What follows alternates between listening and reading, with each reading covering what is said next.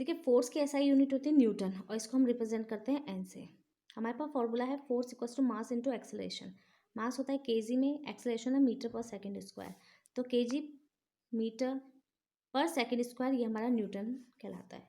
देखिए बेसिकली तो आप न्यूटन याद कर लीजिए, लेकिन इफ़ इन केस एग्जाम में आपको यूनिट याद नहीं आए तो आप इन दोनों के जो भी यूनिट्स हैं उनके हिसाब से आप ये यूनिट भी लिखेंगे तो ये भी सही रहेगी। सेकंड लॉ है वो हमारे एक रिलेशनशिप डिस्कवर करता है मास और एक्सेलरेशन के बीच में।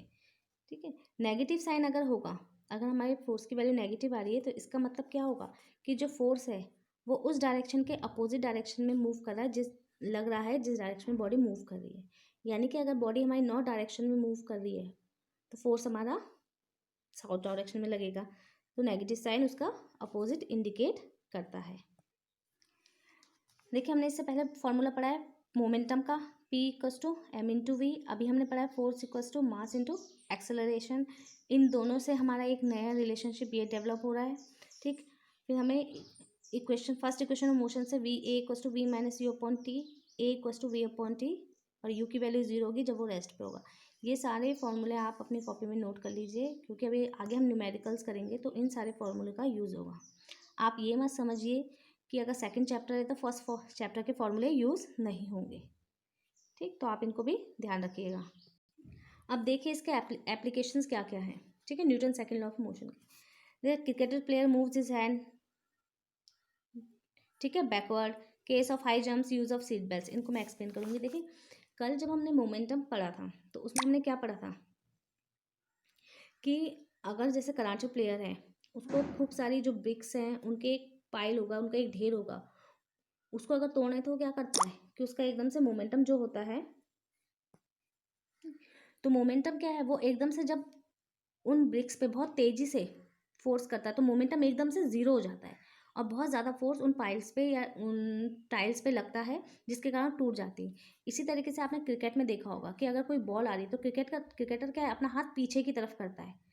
वो इसलिए करता है क्योंकि अगर सडनली सपोज कीजिए एक बॉल आपके पास आई, ठीक है, आपने उसे तुरंत रोका तो आपके हाथों को चोट लगेगी। क्यों? क्योंकि जब बॉल आपके पास आई है तो एकदम से क्या है उसका मोमेंटम ज़ीरो हो गया है। तो जब मोमेंटम ज़ीरो होगा तो फोर्स ज़्यादा लगता है, तो इसलिए जो क्रिकेटर है वो हर्ट हो जाता है। लेकिन अगर वो अपना हाथ पीछे करेगा तो उससे क्या होगा, जो rate of change of momentum है वो उसका टाइम बढ़ जाता है, और जब टाइम बढ़ जाता है तो उसके कारण क्या है फोर्स भी कम लगता है। ये बेसिकली आपने ये वाली इक्वेशन के हिसाब से थोड़ा मैं आपको शॉर्ट में समझा देती हूँ। ये आपकी इक्वेशन है, force is directly proportional to acceleration v minus U upon T, force is inversely proportional to time. ठीक है, तो अगर टाइम बढ़ेगा तो फोर्स कम लगेगा। तो जब मान लीजिए क्रिकेटर है वो जितनी देर से उस बॉल को कैच करेगा, हाथ अगर पीछे कर लेता है तो बॉल को क्रिकेटर के हाथ में पहुंचने में बहुत टाइम ज़्यादा लगेगा। जब ज़्यादा टाइम लगेगा तो यानी कि फोर्स जो है क्रिकेटर के हाथ, जो बॉल है वो क्रिकेटर के हाथ पे कम फोर्स लगाएगी।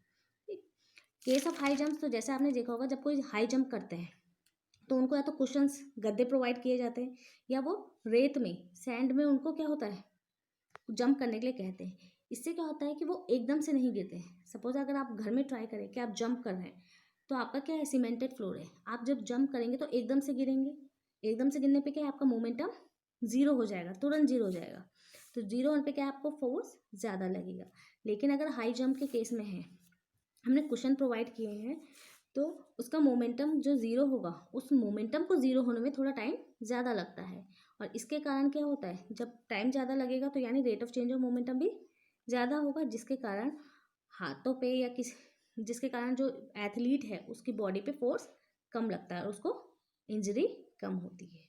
जैसे कि आप सीट बेल्ट देखिए, अगर हम सीट बेल्ट नहीं लगाते हैं, ठीक, तो अगर मान लीजिए अचानक हम कोई गाड़ी ब्रेक लगाते हैं तो हम एकदम से आगे गिरेंगे, एकदम से आगे गिरेंगे क्या होगा, सबका रीज़न सेम है, आप एक रीज़न ढंग से लर्न कर लीजिए, बाकी में आप थोड़े चेंजेस करके सेम वही लिख सकते हैं। तो सीट बेल्ट लगाएंगे तो क्या है एक आगे गिरने की जो आपकी टेंडेंसी है उसमें टाइम कम लगेगा। जैसे जैसे टाइम कम लगेगा तो rate of change of momentum भी हमारा ज़्यादा होता रहेगा। और ध्यान रखिएगा मोमेंटम और rate of change of momentum दोनों एक दूसरे के अपोजिट है। ठीक, तो अगर हम डायरेक्टली आगे गिरेंगे तो क्या है, हमारा मोमेंटम ज़ीरो हो जाएगा। और मोमेंटम ज़ीरो होने से क्या होगा, हमें फोर्स ज़्यादा लगेगा। ठीक, तो ये सारे एग्जाम्पल्स हैं, इनको भी आप कर लीजिए। बाकी अब हम नेक्स्ट टॉपिक न्यूमेरिकल्स का करेंगे।